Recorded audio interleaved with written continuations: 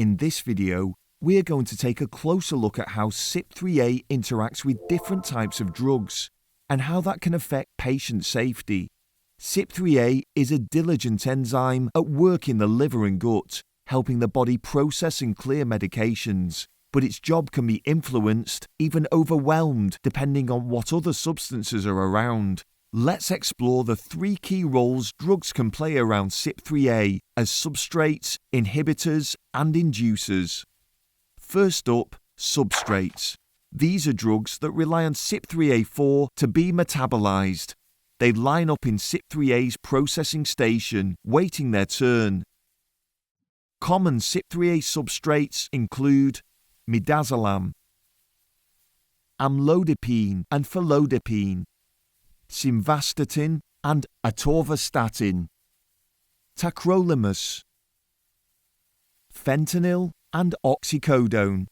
If something interferes with CYP3A's ability to process these drugs, things can go wrong.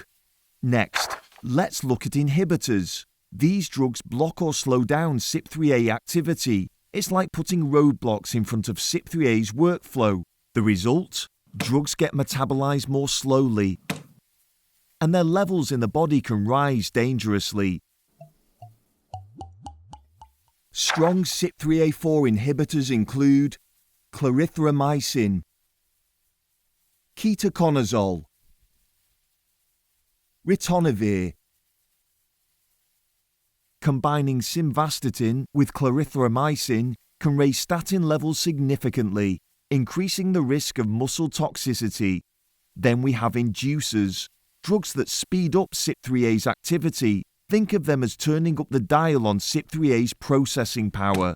This can cause drugs to be cleared too quickly, reducing their therapeutic effect.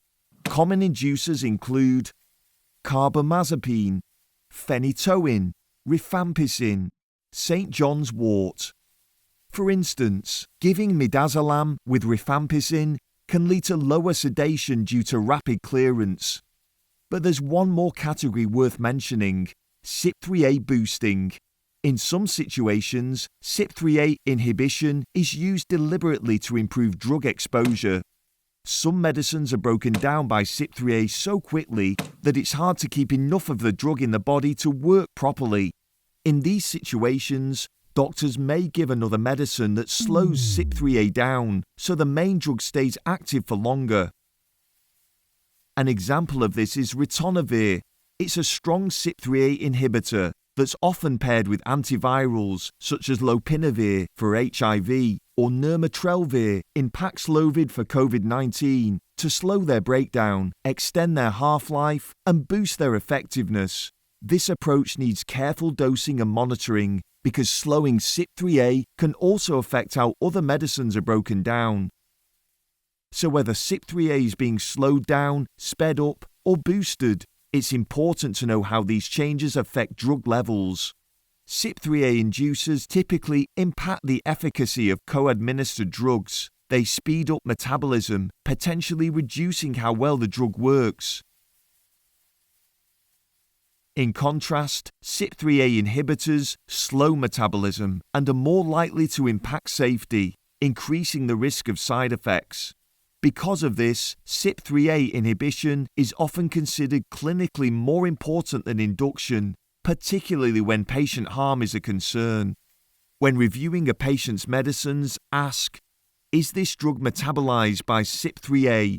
Is anything likely to block or enhance CYP3A activity? Even our most reliable enzyme can run into trouble when too many variables collide. Understanding CYP3A interactions is key to reducing harm and optimizing therapy, especially in the context of polypharmacy.